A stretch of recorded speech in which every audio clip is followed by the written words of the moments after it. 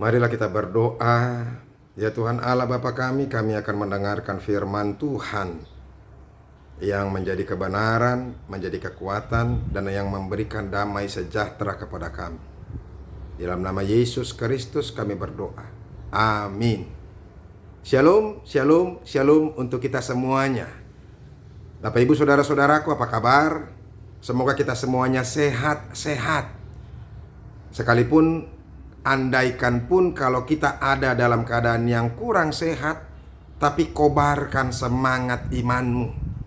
Ketika kita mengimani Tuhan dalam hidup kita, maka di situ ada kekuatan dan kuasa untuk boleh sembuh.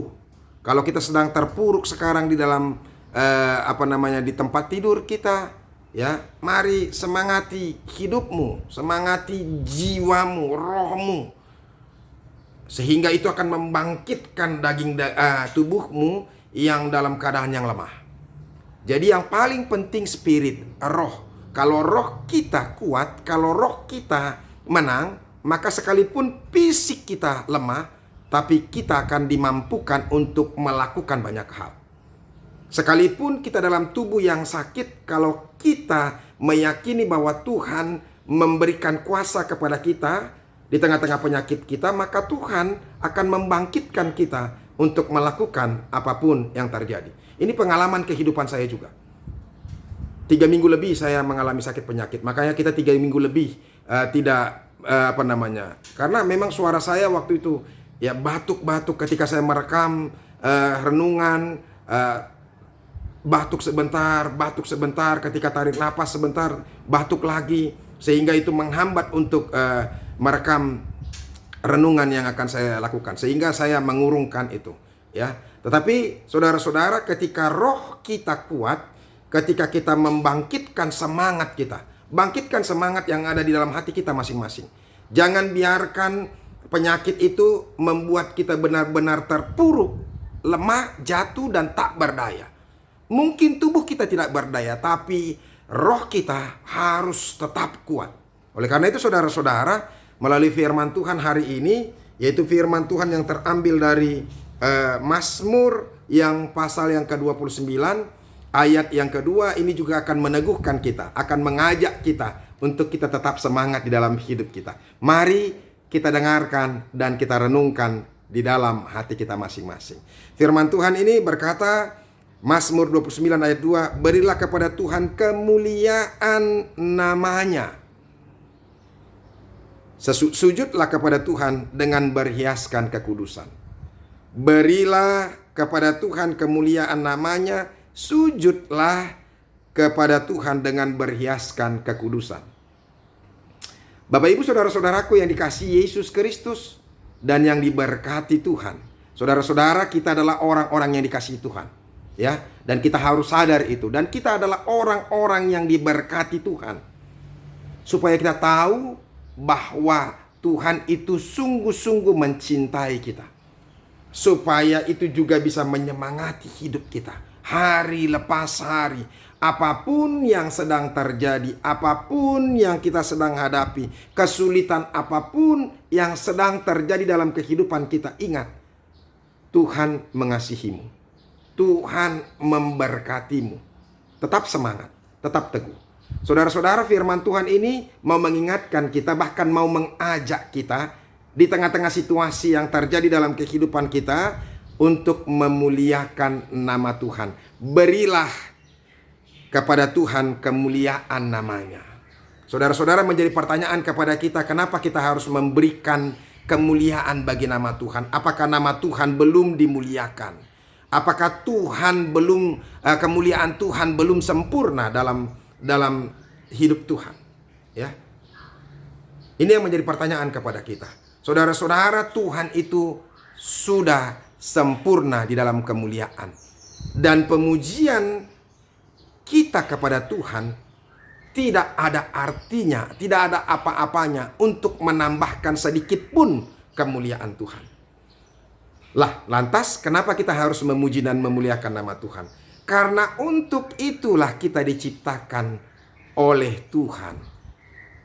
Kita diciptakan hanya untuk memuliakan, hanya untuk memuji, hanya untuk mengagungkan nama Tuhan. Hati-hati saudara-saudara. Ingat ini, hidup kita ini hanya untuk memuji, memuliakan, dan mengagungkan Tuhan. Bukan untuk yang lain, bukan untuk pekerjaan. Kalau kita lagi sibuk dalam pekerjaan, kita ingat, pekerjaan kita itu juga harus kita pakai untuk memuliakan nama Tuhan. Makanya kerjakan pekerjaanmu itu dengan baik. Jangan korupsi, baik korupsi waktu, korupsi uang, atau korupsi kemuliaan, atau korupsi apapun juga. Sehingga Tuhan akan dimuliakan dengan pekerjaan kita. Ya, itu. Jadi makanya hidup kita, harta kita juga. Jadi makanya saudara-saudara, menjadi pertanyaan kepada kita sekarang, dengan apakah kita memuliakan nama Tuhan? Yang pertama saudara-saudara, dengan tubuh kita.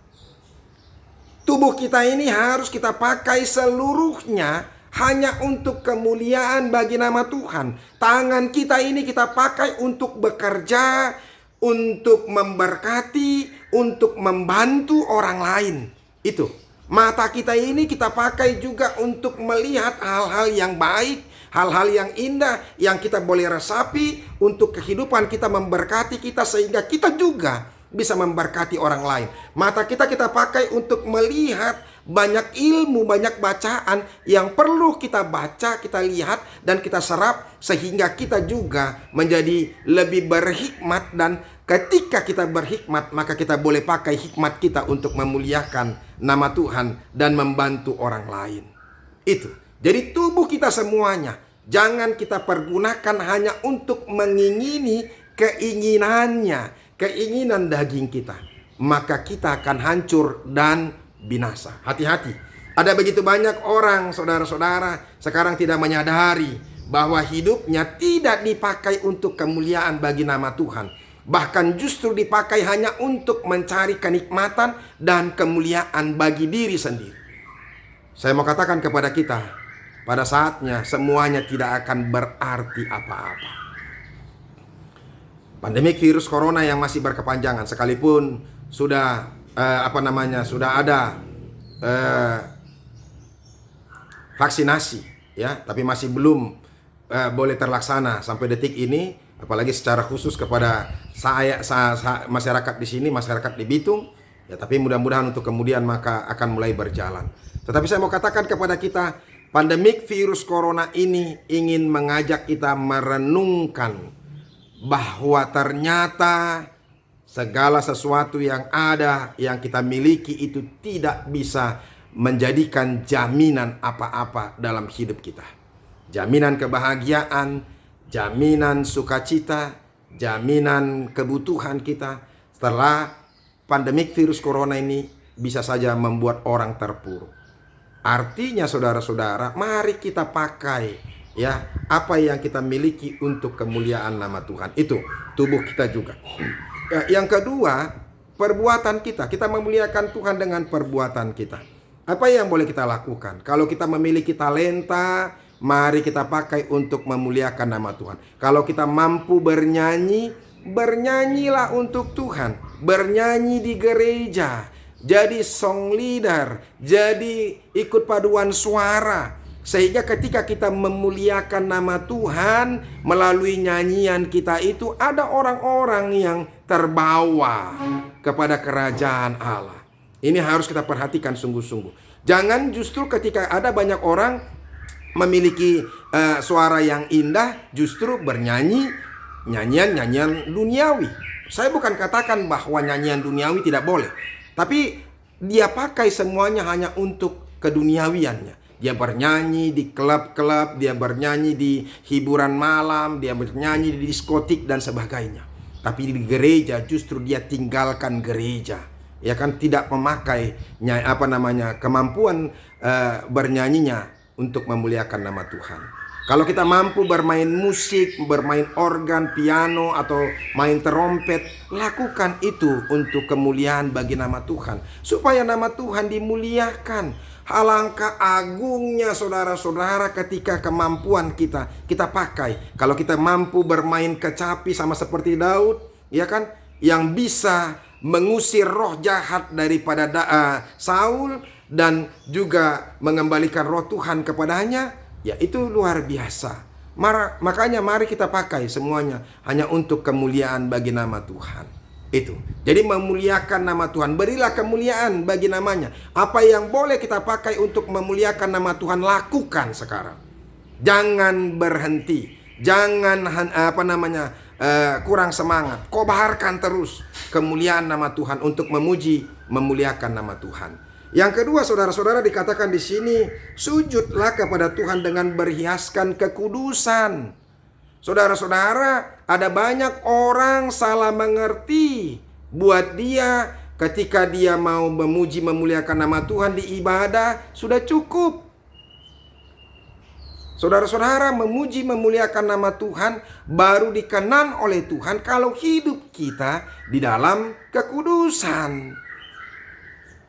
Tuhan tidak akan berkenan kepada kita ketika kita datang kepadanya, tapi kita tetap tinggal di dalam kejahatan, tinggal di dalam dosa, dan terus-menerus melakukan dosa. Itu tidak Tuhan kenan. Makanya saudara-saudara, mari tinggalkan semua dosa-dosa itu. Kalau dikatakan kata kekudusan, kudus itu dari kata kadas, ya, kata kerja kadas, kata bendanya kados, kata sifatnya kados, kata bendanya kodes. Kadas yang berasal dari kata kat. Kat artinya memotong atau memisahkan. Memisahkan atau memotong dari hal-hal yang jahat sehingga kita terhubung kepada Tuhan. Jadi orang yang memuji memuliakan nama Tuhan harus tinggal dalam kekudusan supaya dia dipisahkan dari kejahatan, dipisahkan dari dunia ini sehingga dia boleh datang kepada Tuhan dan tersambung kepada Tuhan sehingga Tuhan berkenan kepadanya. Tinggallah dalam kekudusan. Saudara-saudaraku yang dikasihi Yesus Kristus, ada banyak pergumulan yang terjadi dalam kehidupan kita. Ada doa-doa yang tidak pernah kita dapatkan dan tidak terjawab. Mungkin saja itu karena kejahatan-kejahatan kita. Karena kita selalu meminta di dalam doa kita, tapi kita tetap tinggal di dalam dosa dan di dalam kejahatan kita. Sekarang firman Tuhan ini mau mengingatkan kita, saudara-saudara, sujudlah kepada Tuhan dengan berhiaskan kekudusan. Hari ini ada banyak orang datang ke gereja berhiaskan baju yang baru, baju yang seksi, ya kan, perhiasan-perhiasan yang cantik-cantik, bulu mata yang lentik, ya kan, pakai semuanya lah di situ. Saudara-saudara, saya mau katakan kepada kita, hiasan kita di hadapan Tuhan bukanlah hiasan duniawi ini. Tapi hiasan kita datang kepada Tuhan yaitu hati yang kudus, hati yang murni, hati yang penuh dengan berserah kepada Tuhan. Bapak Ibu saudara-saudara, ketika kita mengalami pergumulan pada saat ini, sekalipun ketika kita sakit, ketika masalah demi masalah ada kepada kita, datanglah kepada Tuhan dan tinggalkan kejahatan. Datang dalam kekudusan di hadapan Tuhan, maka Tuhan akan menjawab doa-doa kita. Tuhan Yesus memberkati. Amin, kita berdoa. Kami bersyukur Tuhan, kami sudah mendengarkan firman Tuhan. Kami diingatkan untuk memuji memuliakan nama Tuhan, memakai seluruh apa yang ada dalam kehidupan kami hanya untuk kemuliaan nama Tuhan.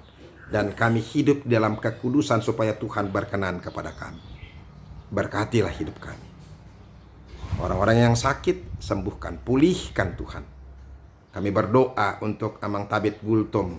Kami berdoa untuk Inang Marsaulina Boru Pasaribu dari Perawang, Amang Gultom dari Dolok Sanggul. Tuhan yang menyembuhkan dan memulihkan. Kami yakin dan percaya tangan Tuhan sedang terulur bagi mereka.